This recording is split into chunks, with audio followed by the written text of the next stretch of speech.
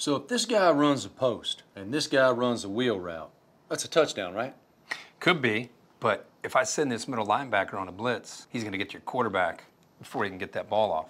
Not if I leave my running back in to blow your linebacker up. But I still have this safety back here. If he doesn't bite on that post, you don't have a play. Not anymore.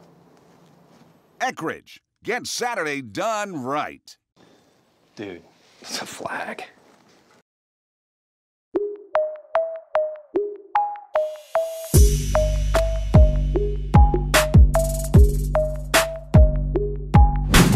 Welcome in, I'm Sam Monson along with Steve Palazzolo, and this is the PFF College Game of the Week brought to you by Eckrich, the official smoked sausage of the college football playoffs.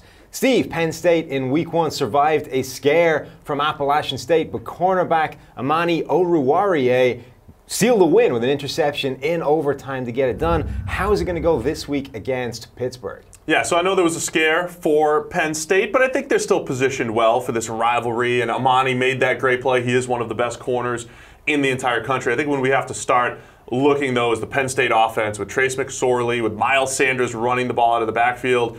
That offense has enough against this Pittsburgh defense. Pittsburgh's banged up in the secondary. 3 starters questionable and didn't play last week. So I think Penn State can take advantage, throwing the ball down the field to Juwan Johnson. That's McSorley's favorite target. And McSorley, he's graded really well for us these last couple of years. He takes those downfield chances, and with Pitt so banged up in the secondary, I think they'll find some joy, as you like to say, throwing the ball down the field. The other side of the ball, though, I think is the one that intrigues me the most, because you've got this relatively young, inexperienced Penn State defense who struggled a little bit in that week one against Appalachian State. Gave up some yardage, gave up some plays, particularly against athletic people. Now you've got a quarterback in Pittsburgh in Kenny Pickett, an athletic guy. He's got some movement skills himself, a talented running back in that Pittsburgh backfield. Can that Penn State defense come together, develop, grow quickly to be able to withstand the offensive weapons that Pittsburgh brings to the table? Yeah, I think Pickett was really fun to watch last week. He's got good velocity on his arm.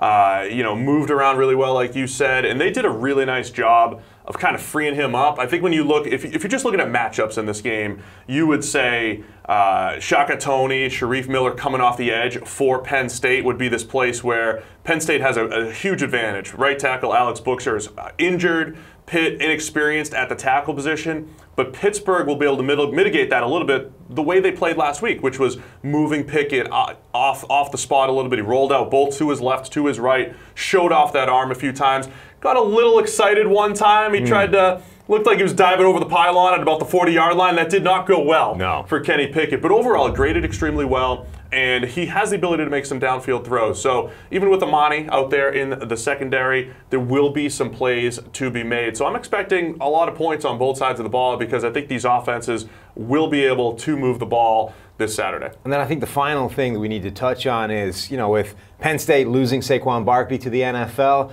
how's the replacement going for him? Have they still got quality in that backfield now that it's not Saquon Barkley on his own anymore? Yeah, Miles Sanders looked a little Saquon-y on it with some of his runs. He was really good in tight areas, forced 7 missed tackles on just 20 carries. And then when you look at Pittsburgh's defense, in our play-by-play grading last week against Albany, they only had 1 front 7 player grade above 70 just against the run. So I think when you're talking about Penn State, the passing attack with Trace McSorley, Miles Sanders, his ability to run the ball and force guys to miss in space, again, I think Penn State's going to move the ball pretty well. Yeah, I think that tees this thing up to be a pretty exciting game. Some offense on both sides of the ball, and it could end up being pretty close. That's going to do it for our PFF College Game of the Week, brought to you by Eckrich. Don't forget to pick up your Eckrich smoked sausage at your local grocery store for this weekend's tailgate or homegate party, and make sure to visit EckrichFootball.com for great game day recipes and to enter the season-long $1 Million Challenge.